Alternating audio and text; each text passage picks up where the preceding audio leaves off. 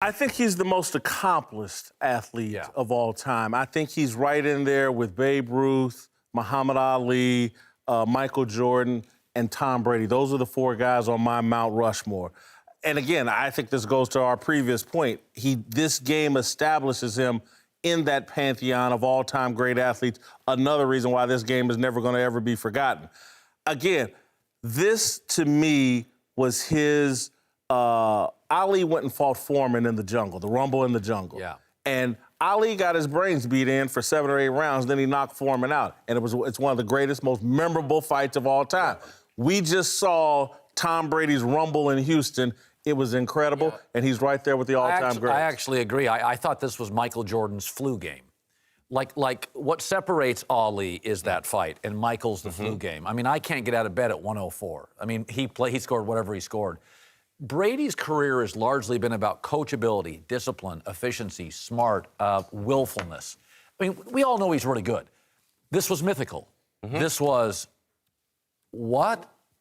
It was record. I'll give you that. I mean, it was. And now he's done it against that Seattle defense is one of the best assembled in the salary cap era.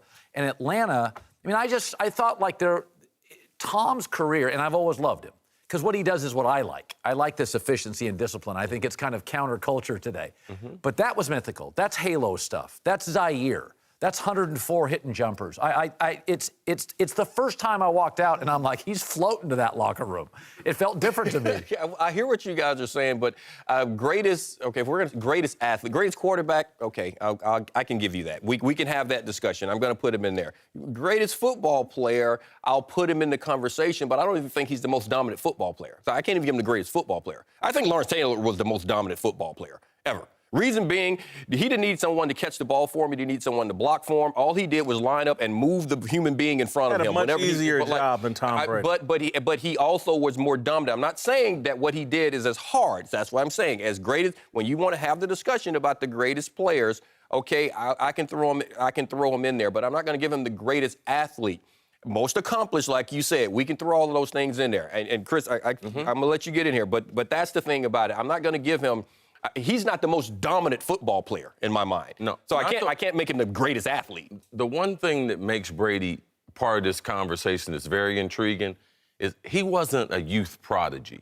If you look at the great, Jim Brown was the best lacrosse player ever, a dominant force. If you look at Lou Alcindor, Kareem Abdul-Jabbar, even Muhammad Ali at a young age were tremendous. Michael Jordan, he got cut by his 9th grade team, but I saw Michael Jordan in high school. He was still first-team All-American in high school. So their athleticism supersedes Brady, but their stories are equal. To me, he's just a modern-day Bill Russell with more talent.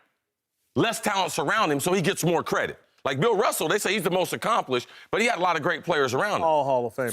So now with Brady, besides Belichick, he gets a lot of that credit. So for me, he would be in the conversation. Influential is an interesting word. We all grew up with football had huddles. Last night, New England had 93 plays.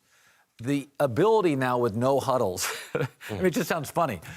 Atlanta's defense was on the field for 93 plays. That's because their offense wasn't on the field. Well, but I don't know that's if that 2 was about games in the tempo. 70s. Yeah. The ability now for a quarterback to have that much influence over a game. This is why the league is almost becoming unfriendly for coaches. If I don't have a quarterback, even Bill Belichick can't survive.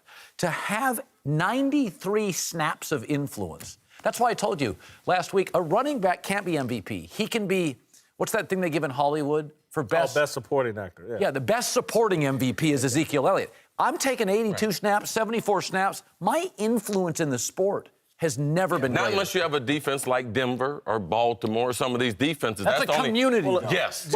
James White had a lot of influence on that game. did. I want to go back to, why I say Brady stands with the greatest of the greats. Listen, quarterback is the hardest thing to do in sports. Agreed. It used to be, they used to talk about hitting a baseball or some other stuff.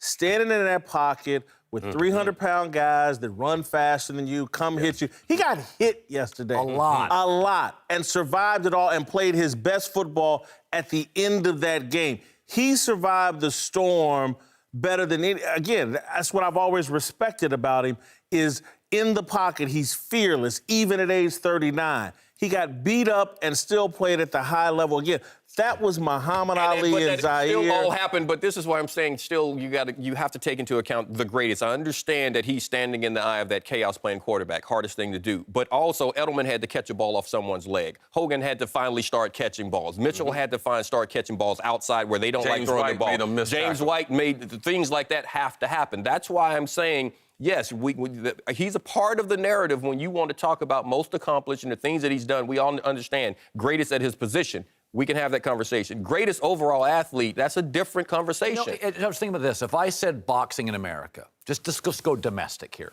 Boxing, I just think of Ali's face. If you say hockey, I think of Gretzky's face. If you say basketball, I think of Michael Jordan's face.